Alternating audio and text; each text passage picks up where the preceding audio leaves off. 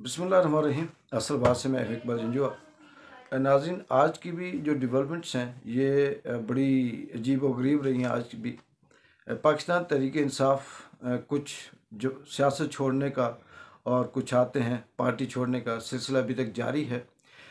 और अब वो लोग आ रहे हैं जो इंतहाई करीब और खान साहब के बहुत वफादार थे। आज सैफुल्लाह न्याजी और इब्राहिम हक ने भी प्रेस कॉन्फ्रेंस की। भीगी आंखें थी, आंसू छलक रहे थे, उनके मुंह से अल्फाज निकल नहीं रहे थे और उनका जो रब था, जो बातें थी, उससे बिल्कुल ऐसे लग रहा था जैसे कोई उन्हें गन पॉइंट पे ये बात करवा रहा है। दोनों ने ये कहा कि कुछ सैफुल्लाह न्याजी ने अपनी सेहत के बहाना बनाया और उसने कहा कि मैं अपनी सेहत पे तवज्जो देना चाहता हूँ, जिसकी वजह से मैं सियासत छोड़ता हूँ। पूरा पाकिस्तान जानता है कि सैफुल्लाह न्याजी कैसे छोड़ सकता है सियासत या पार्टी। इब्राहिम हक ने भी बहुत कोशिश की अपने आप को जब्त करने की और बहुत कोशिश की इस मुल्क की, अपनी वफादारी की, शहदा की तारीफ़ें की, अपनी ख्वाहिश ज़ाहिर की कि मेरी भी ख्वाहिश थी, मेरा भी ख्वाब था कि मैं आर्मी में जाऊं और शहीद हूँ। फिर उन्होंने अपने सहारा ट्रस्ट की बात की। उन्होंने कहा कि मुझे लगता है जिस तरह से ये रवैये हैं, जिस तरह से सियासत चल रही है, इस तरह से मैं आगे अपना सोशल वर्क नहीं जारी रख सकता, लिहाजा मैं पार्टी को छोड़ता हूँ। फिर उन्होंने अपनी आखिर में लिखी हुई अपनी ही चंद इशार पढ़े और फिर वो जब्त को काबू न कर सके, रोना शुरू हो गया। दिन भर इसी तरह से फिरदौस आशिकवान और इसके अलावा कुछ लोटे थे जो पहले से आते जाते थे, कुछ ऐसे थे कि जो पाकिस्तान तहरीक इंसाफ के इमरान खान के साथ थे।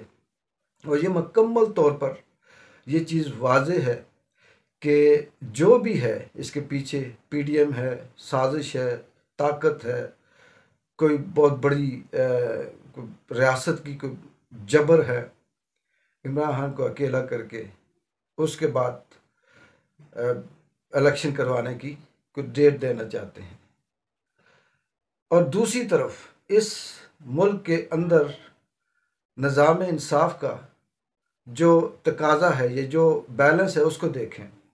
एक तरफ पाकिस्तान की सबसे बड़ी सियासी जमात और उसके चीदा चीदा स्पोक पर्सन, बोलने वाले एक्टिव लोगों को पकड़कर उनसे सियासत छुड़वाई जा रही है, उनसे पार्टी छुड़वाई जा रही है, उनसे सियासत से, पार्टी से न सिर्फ किनारा कशी बल्कि उनसे ये भी हल्फ लिया जा रहा है कि आपने बोलना भी नहीं है, आपने बात भी नहीं करनी।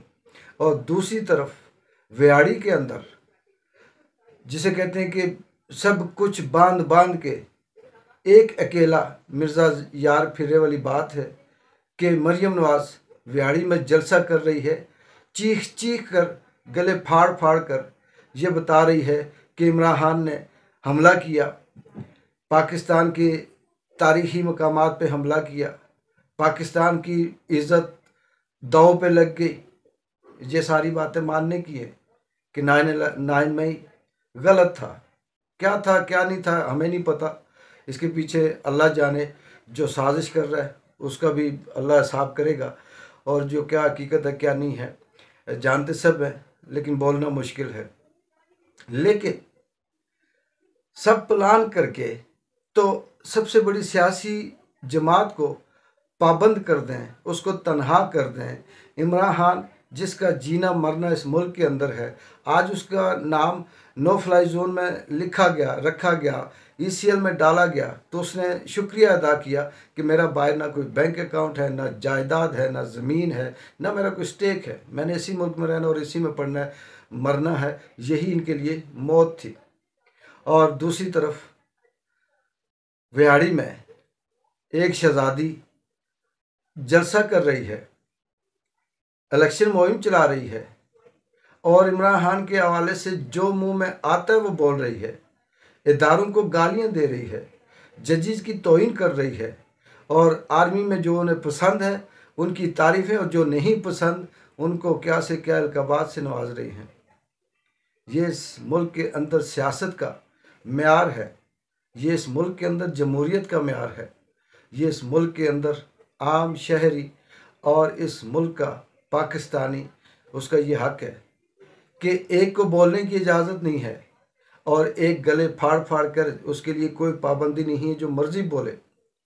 एक अपनी मर्जी से बाहर नहीं निकल सकता, अपनी मर्जी से लिख नहीं सकता, अपनी मर्जी से इस मुल्क में तरक्की नहीं कर सकता, अपनी मर्जी से इस मुल्क के अंदर अपने जो हक के राय दही है वो इस्तेमाल नहीं कर सकता।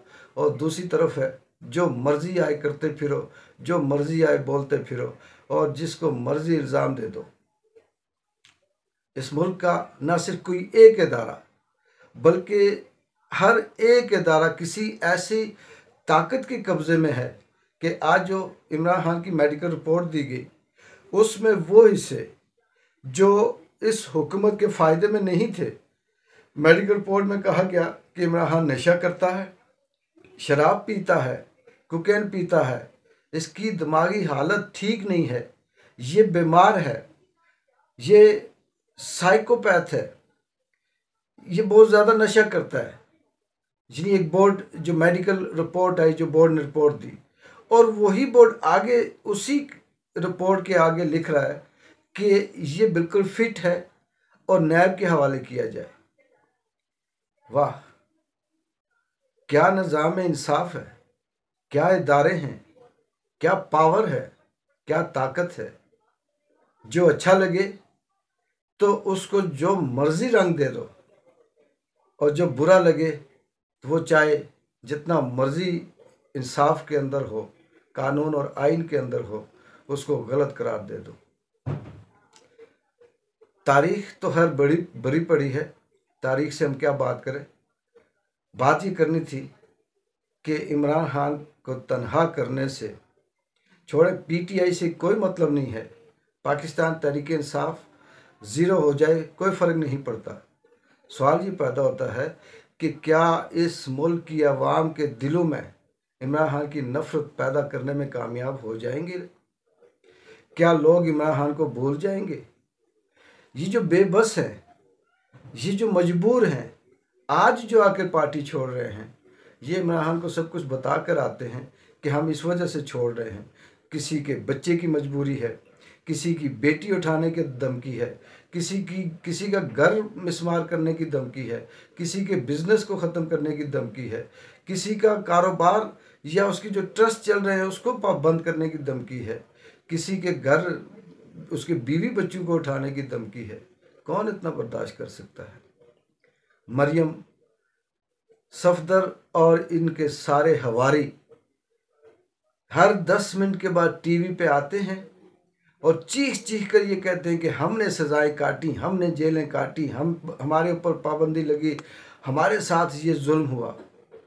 मैं पूरे पीडीएम के जत्थे से मेरा एक सवाल है, चाहे उसमें मरियम हो, मरियम का टोला हो, नवाज शरीफ हो, शहबाज शरीफ हो, हमजा शहबाज हो, आसिफ नवाज हो, ख्वाजा हो, या जो भी ABCD जितने भी हैं, पीपल्स पार्टी से उनका ताल्लुक़ है या किसी मजहबी जमात से ताल्लुक़ है, कोई एक बता दे कि उनके अलावा किसी ने उनके घर पे हमला किया, माजी में किसी ने उनके बच्चों को उठाया, माजी में किसी ने उनकी माँ बहन बेटी को धक्के दिए,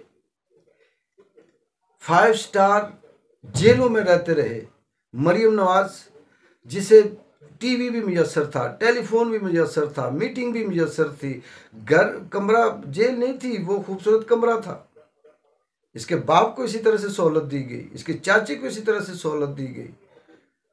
इनकी घर की तरफ किसी ने आंख उठाकर नहीं देखा और ये कहते हमने जेलें काटी, हमने सख्तियां झेली।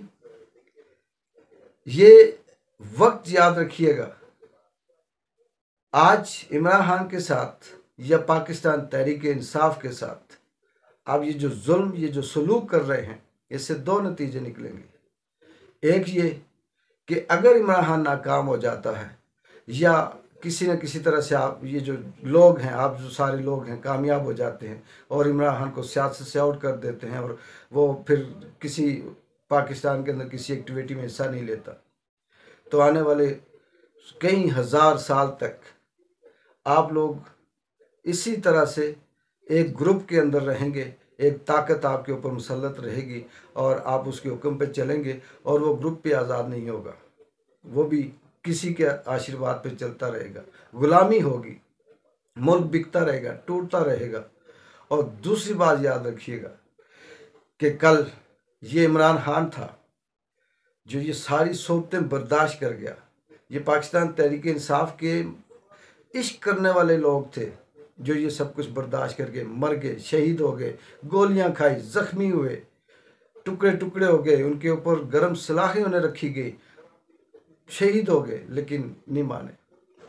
आप लोग तो, आपके पास एक ही रास्ता है, ज़रा सी बात आई, प्लेटलेट्स कम हुए, लंदन चले गए और आपकी आने वाली नस्लें इस मुल्क का मौरख तारीख लिखेगी कि आप गद्दारों में, मीर जाफरों में, मीर सादकों में शुमार होते हैं। लेकिन वार इंसाफ, बिहाड़ी में मरियम नवाज को आज़ादी है बोलने की, जलसे की, तकरीर की, जो मुंह में आए वो सब कहने की, और दूसरी तरफ गन रख कर ये कहा जा रहा है कि जो हम कहेंगे वो बोलो, जो नफ़रत हम अल्फाज, जो सख्त अल्फाज हम लिखेंगे वो ही पढ़ो, और कहो कि सियासत भी छोड़ता हूँ, पार्टी भी छोड़ता हूँ, इमरान खान को भी छोड़ता हूँ। छोड़ दे, हम जैसों का क्या जाता है, गुलाम गुलाम है, हम इधर रहें, उधर रहें, उधर जाएं, इधर जाएं। मसला आप 10-20 लोगों का है जो बादशाह बने फिरते हैं, लेकिन आपकी बादशाह कब तक? एक बादशाह ऊपर भी बैठा है। कल तक क्या डेवलपमेंट होती है? इकबाल जिंजो को इजाज़त है। अल्लाह हाफिज़।